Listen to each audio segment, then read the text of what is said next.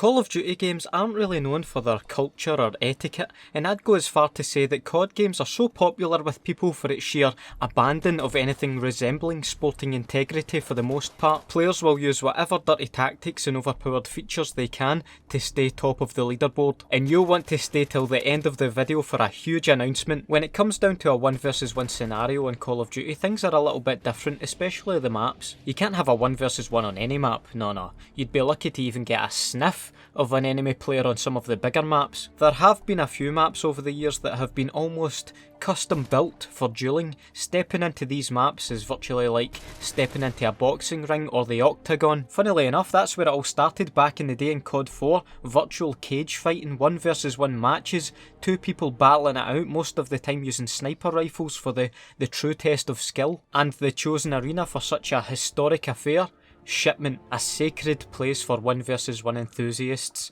Fights bigger than the Rumble in the Jungle or the Thrill in Manila took place here.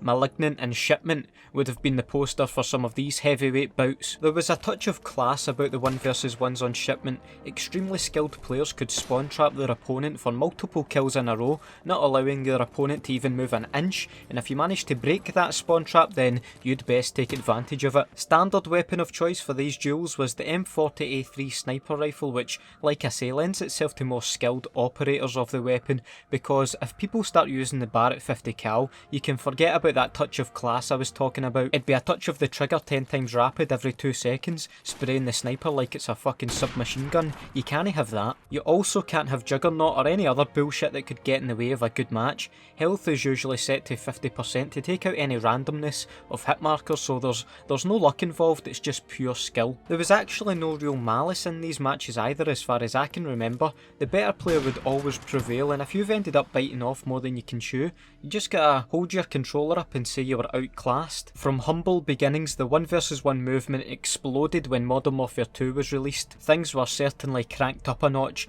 The place to be was Rust, one of the most famous maps in Call of Duty history. World conflicts could have been solved here if global superpowers decided to settle their differences with a 1 versus 1 on Rust. Unfortunately though, you know all the class I mentioned earlier in the COD 4 days?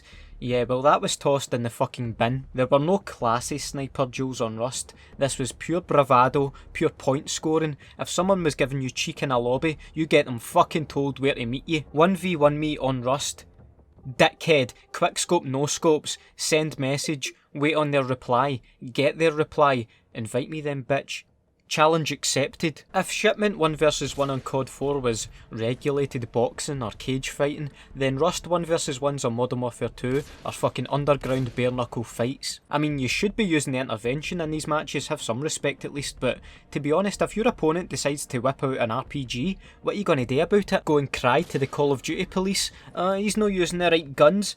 It's like the fucking Wild West here, mate. Anything goes. It was important to try and establish some level of dominance early on. The spawns in Rust aren't too hard to figure out, so if you can get in the zone, you could really race away and have your opponent forever playing catch up. Kill streaks should be disabled by default, but like I mentioned, anything goes. I'll not tarnish my good name by using them, but to be fair, you probably should use the kill streaks if the fucking idiot hosting was stupid enough to leave them enabled.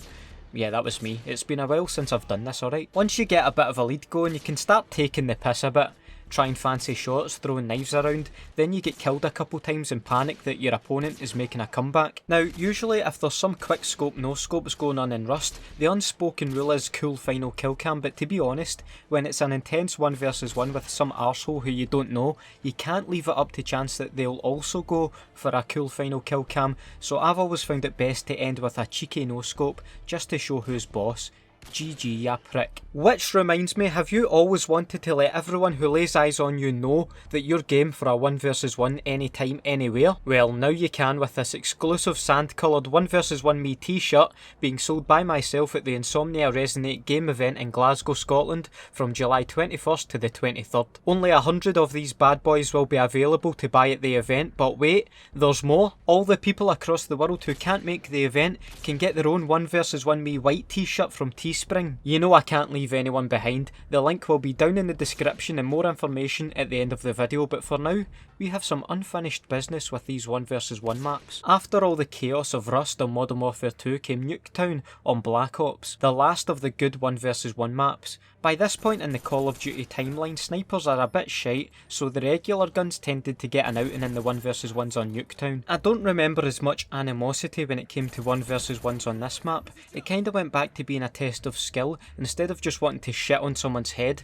because they dared to question your COD skills in a pre-game lobby in Modern Warfare 2. When you're using regular guns, I don't think there's really a need for any special rules being implemented. I'd say Nuketown 1v1s are the closest type of 1v1s to a normal Call of Duty game you'd get. I do draw the line at planting claymores around the map, but overall, I think people on this map know what they're getting into. In general, Nuketown was a more civilised place for these matches. Of course, we've had 3 versions of Nuketown now, and this is just me speculating at this point, but I imagine the 1v1s on Black Ops 2 Nuketown maybe get a little more feisty as the snipers in that game lent themselves more to a Rust style 1v1. You'll have to let me know about that in the comments, as well as for Black Ops 3 Nuketown, as sadly I hung up my 1v1 boots a long time ago. I would still like to think there's classy 1v1s happening out there as we speak, players keeping up the long-standing tradition. Thanks everyone for watching. If you've enjoyed the video, please do leave a like and let me know your favourite 1v1 map and any 1v1 experiences you've had over the years playing COD. That'd be much appreciated. Also let me know any topic suggestions for the future you may have, and before I get into any more details about the t-shirts, I want to give a big thank you to these 3 guys who helped me record some of the footage for this video. So to recap, the 2 t-shirt designs I'll be selling at the Insomnia Resonate event in Glasgow from July 21st to the 23rd are up on screen now.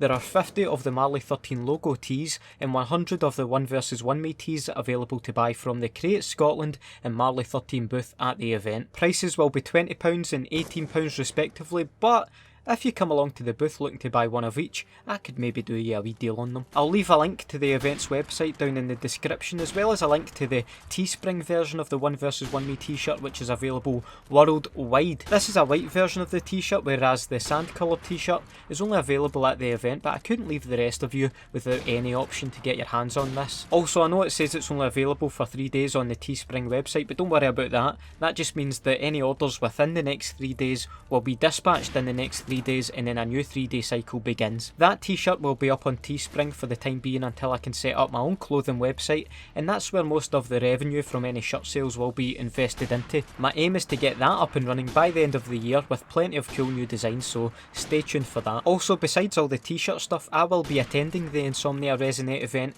For all 3 days I'll be doing panel talks about YouTube, so if you have any questions you want to ask me in person, that's the place for that. I'll also be a part of the Scotland vs England game tournament, so I'm really looking forward to that, but the thing I'm looking most forward to is meeting some of you at the event. The booth we have also has a meet and greet table which I'll be sitting at for different periods throughout the event, so feel free to come along and meet me there. I just want to say again, thanks so much for the support over the past wee while and giving me the opportunity to do something like this. Have a nice day and I'll see you in the next video.